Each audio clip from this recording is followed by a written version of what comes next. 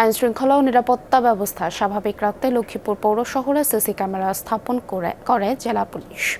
তবে আন্দোলনের সময় দুর্বৃত্তদের হামলায় অধিকাংশ ক্যামেরা ভাঙচুর হয়ে দীর্ঘদিন ধরে অচল রয়েছে। এতে অপরাধ নিয়ন্ত্রণে নানা ধরনের চ্যালেঞ্জের মুখে পড়ছে আইন শৃঙ্খলা বাহিনী। স্থানীয়দের অভিযোগ, দ্রুত ক্যামেরাগুলো সচল না হওয়ায় শহরে বাড়ছে নিরাপত্তা ঝুঁকি।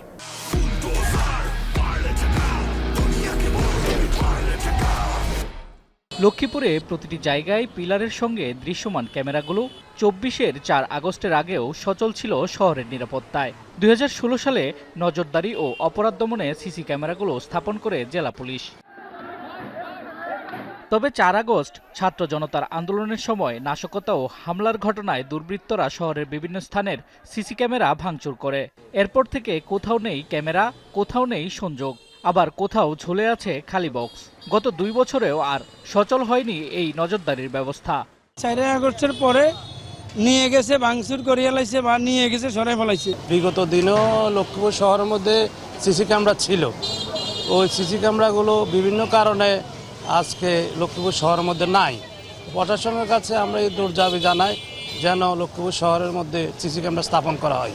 স্থানীয়দের দাবি, ক্যামেরাগুলো অচল থাকায় বাড়ছে চুরি, ছিনতাই সহ নানা অপরাধ। অপরাধীদের শনাক্ত করাও কঠিন হয়ে পড়ছে আইনশৃঙ্খলা বাহিনীর জন্য।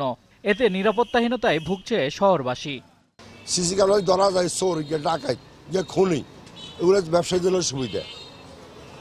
না থাকলে একটা বিভ্রান্ত সৃষ্টি আছে, মানুষের আতঙ্ক আছে, থাকাটা উচিত। সিসি ক্যামেরা থাকার কারণে খুব ভালো ছিল। অপরাধ করার ক্ষেত্রে অপরাধী কয়েকবার ভাবতো, ভেবেচিন্তে অপরাধ করার জন্য অগ্রসর হতো। এখন সিসি ক্যামেরা না থাকার ফলে দেখা যাচ্ছে অপরাধী সে সুযোগ পেয়ে গেছে, সে তো অপরাধ করতেছে, এই অপরাধগুলো কোথাও ক্যামেরাবন্দি হচ্ছে না। বিভিন্ন স্থানে অপরাধ প্রবণতা বৃদ্ধি পেয়েছে।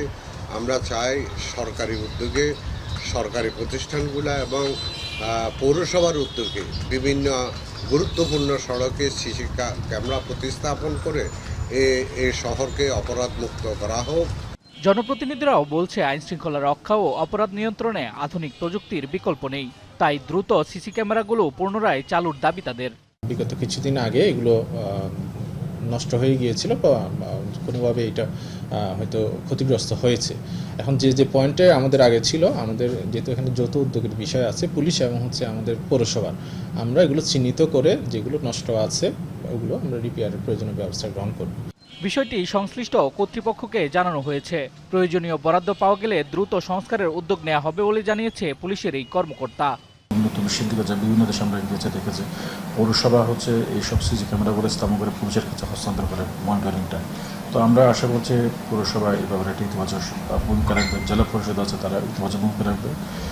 ২০২৪ সালে সিসি ক্যামেরার ফুটেজ দেখে অন্তত 10টি মামলার সমাধান করে জেলা পুলিশ। কিন্তু গত 2 বছরে চুরি, ছিনতাই সহ 20টি মামলা হলেও কোনো অগ্রগতি করতে পারেনি আইনশৃঙ্খলা বাহিনী। শামস তাবরিজ উচ্ছ্বাস, যমুনা নিউজ।